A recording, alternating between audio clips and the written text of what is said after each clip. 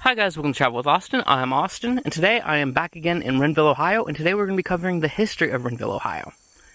Now, if you haven't already seen my video I put out last week, I just put out a short video talking about the missing main street of Rendville, Ohio, and how basically that it is a mystery to me that I do not know the answer to. But I figured we'd start this video just showing off this house again. So anyway, let's get into the history of this town. So, Rendville was founded in 1879.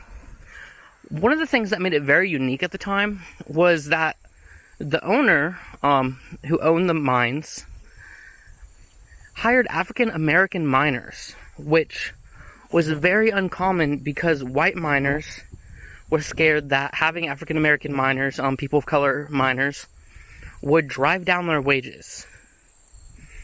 Now, of course, this really didn't sit well with a lot of white people, and in 1880, a year after the town was founded, white miners from Corning, which is a town probably about 2-3 miles away, came to Rendville with weapons to attempt and drive the African American miners out. Now, the governor of Ohio at the time actually sent the National Guard here.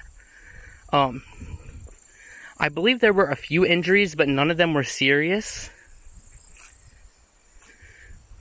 And as life continued on, by 1884, there were 1,800 people living in the town. Now, interestingly enough, only 300 of them were African Americans, and 1,500 were Caucasians. But still, this didn't really sit right with a lot of people in this nearby, because at the time, and arguably it still is, America was very racist. So in 1888, two things happened. One, the town of Rendville elected its first black mayor. Now, I believe he was actually the first black mayor in all of Ohio. And also, another mob was supposed to come here from Corning, but Corning law enforcement actually stopped the mob from coming here. So as we go down this hill, we're going to take a little stop. We have this big old satellite dish here. And we actually do have another house that would have opened up to where this main street was. So anyway, continuing back to the history. Most of the population of the town were young males, which, according to what I read online, led directly to a history of lawlessness, violence, and gambling. And apparently, there was a bar in this town for every 25 people. Now, doing the math, that's over 70 bars, so I find that kind of hard to believe, because this is a very small town. In the 1890s, the town began to decline. Work became difficult to find for the miners.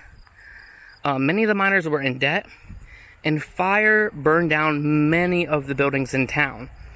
I believe this church that was obviously later rebuilt was one of the buildings, and possibly even the city hall over here too, but I'm not so sure about that. So despite a small turnaround during World War I, the town would not recover from the decline. By 1940, the town only had 2 stores, a bar, and a post office. Today, less than 40 people live here. As of the 2010 census, I believe it was 36 people here, and I'm sure with the 2020 census, it will be even less people. And the average age of the town in 2010 was 55, which means that they have an aging population, and many young people aren't moving here. Now, when you come here, there are actually history plaques here. So, here we actually have one that talks about the town, but also talks about the first mayor. So yes, he was the first African American mayor to be elected in Ohio, and the first African American to receive a medical degree in Ohio. His name was Dr. Isaiah Tuppence. Then in the back here we have more history.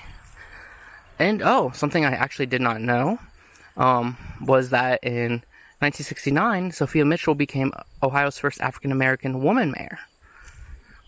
So definitely come here and check out these plaques, because they do have a lot of information on them. And there is one over there about the sage of Rendville.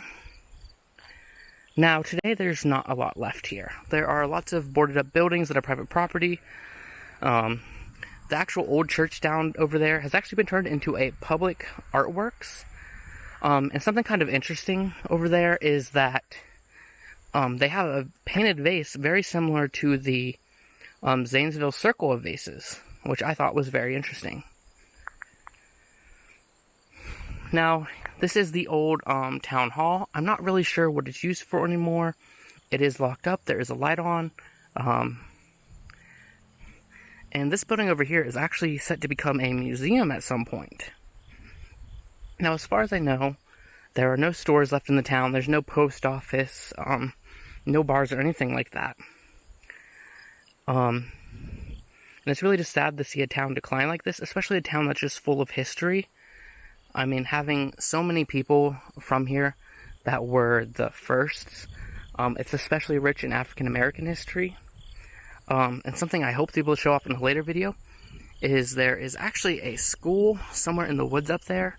It's now lying in ruins, but apparently it was one of the first schools to either let African Americans in or to be an integrated school in Ohio. So that is something I hope I can show off soon. I know where it is, it's just a matter of getting to it. But anyway, that's all I have for you guys today. I hope you did enjoy the history of this town. If you live in the area, definitely come check it out. Read the historical signs. Walk up what might have been the old Main Street. There's definitely a lot of history in this small town, and it's a shame that more people don't know about it. So anyway, thank you guys for watching. If you like this video, please subscribe and give it a thumbs up. I make new videos every week, and I will see you guys next week.